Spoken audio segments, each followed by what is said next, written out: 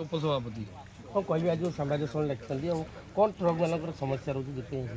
आम बारंबार सरकार कति आम दाबीपत्र दे आसुचु आम दीदी थर गुरुत्वपूर्ण भाव दाबीपत्र दे आसला कौन कार्यानुष्ठान पर्यटन होना तेणु आम आज बाध्य पाणीकोइल ठारे आमर सांबादिक सम्मेलन माध्यम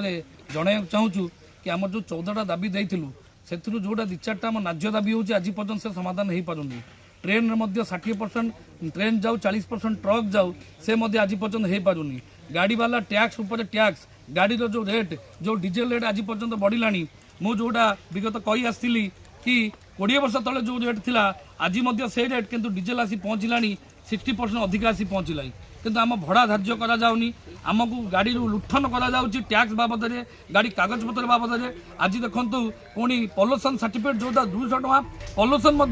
से पॉल्यूशन जदि अवहेला टिके आम कर दउछु टोलगेट 10,000 टका फाइन आम दउछु तेणु बहुत प्रकार कोटी ना कोटी आमको ट्रक मालिक मानू आमको अत्याचार करा जाउची ये सरकार आम कथा शुणुना कि तेणु आज ए पाणीकोइल ठारे आम सांबादिक सम्मेलन करी आज आपण मान माध्यम सरकार को अवगत करदी ये जिनस समाधान बाट न हुए आम दाना बांधि सारी ऑल ओडिशा समस्त